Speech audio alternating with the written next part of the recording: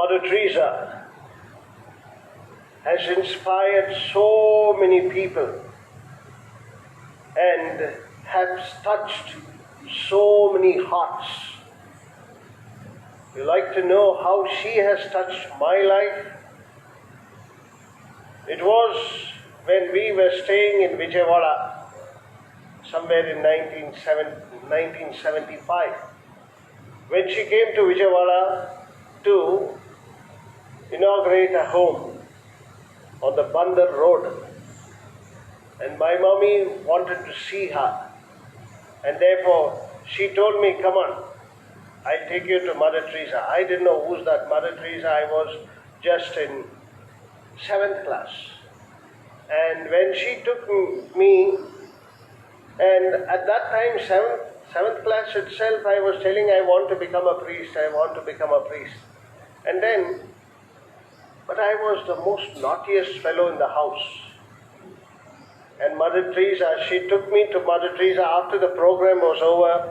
I remember my mother taking out ₹1 note, and on that, Mother Teresa signed because she wanted to get her autograph. And after that, she told, this is my son Raju. He wants to become a priest, but he is a very naughty fellow. You won't believe Mother Teresa said, first be a good boy. She just said, first be a good boy, after that it was over. And mommy was excited, then we came back home.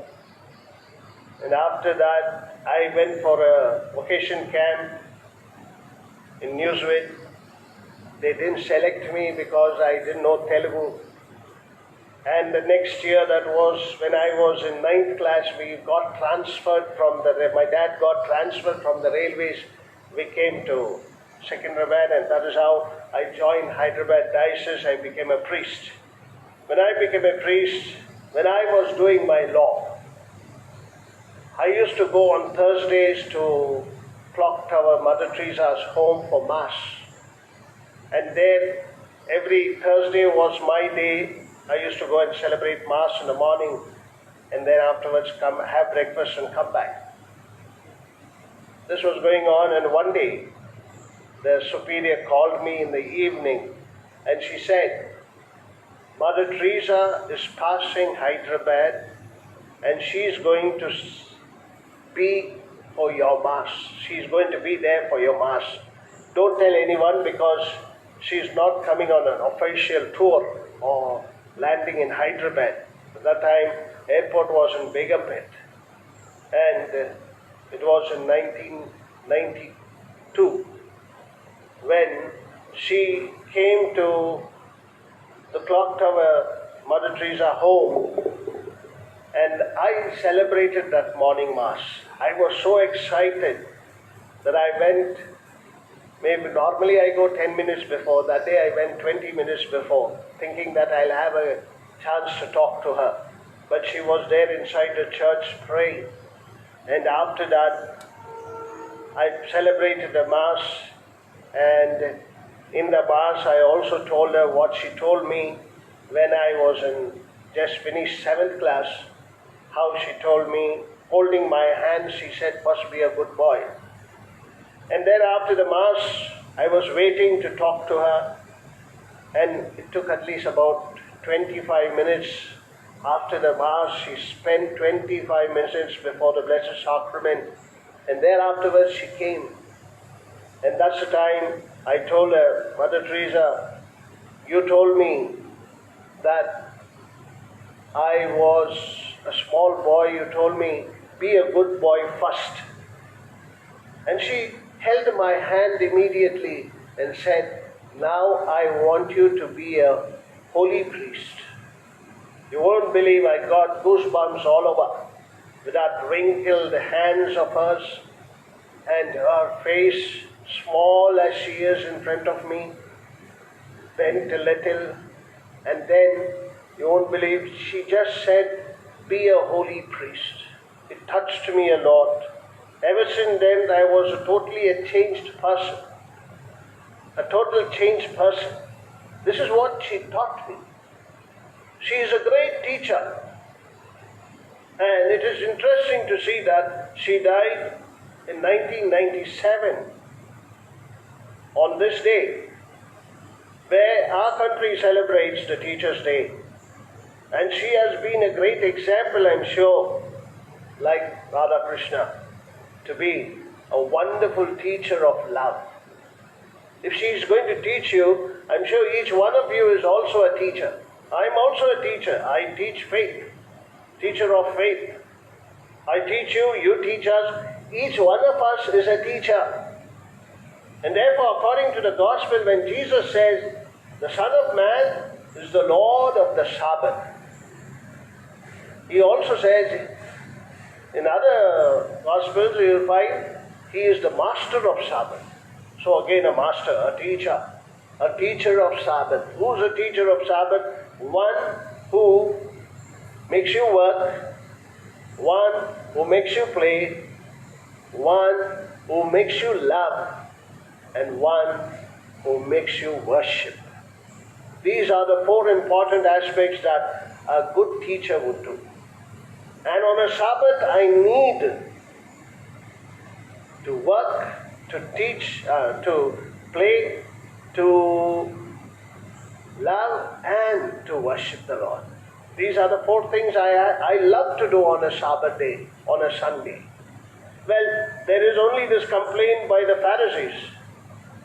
What happens if you and I are talking near the garden or talking near a bush?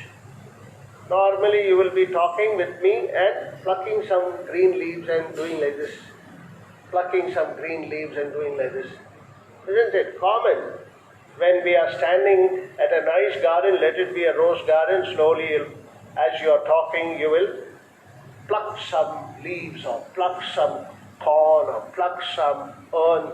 This is what commonly we do. Even if you are going across the cornfield or going across the grape field or going across some beautiful fruits garden or orchard, you will not keep quiet, you will just touch and see. You will want that, oh, this is ripe. This is an innate activity of our life. Therefore, Jesus does not condemn, even though that rule is there in the Sabbath. But to show that this human nature of ours is greater than Sabbath.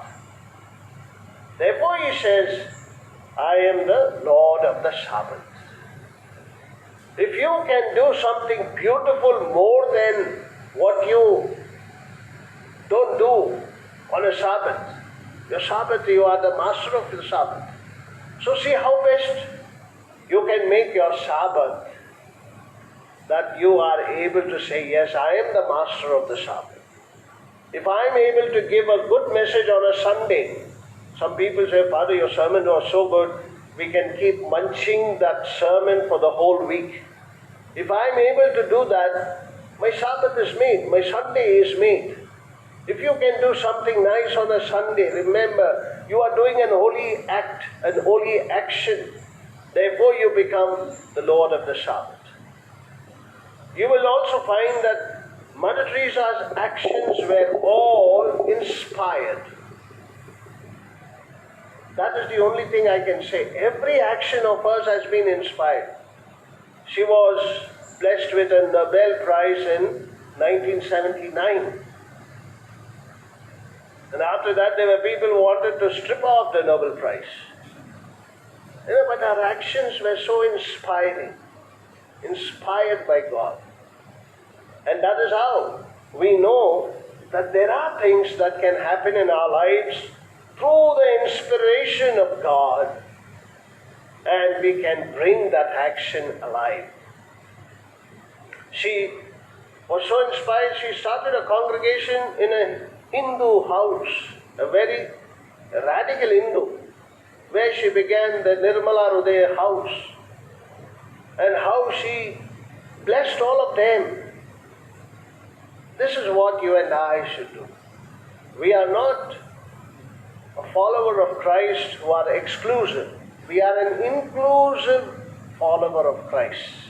And that is how she included herself as an Indian, as a simple person could identify anyone as a dearest one in our life. So we have many things to learn from Mother Teresa, and we have many things to learn from you as teachers. Have you inspired someone that the person or the student comes after 10 years and says, "It is all because of you I am like this"? As a teacher, I'm sure you must be doing a great work. But I want you to know that you will be blessed when they come back and tell you that this is what you have done to my life. And in our Christian community, the highest number of professionals are the teacher's profession. Many of our Christians are teachers. And we pray for all of them that they may inspire everyone, not with our faith, but with that attitude of love. How Mother Teresa did not baptize anyone, did not convert anyone, but won their hearts with love. And every teacher should win the hearts of students with love and service.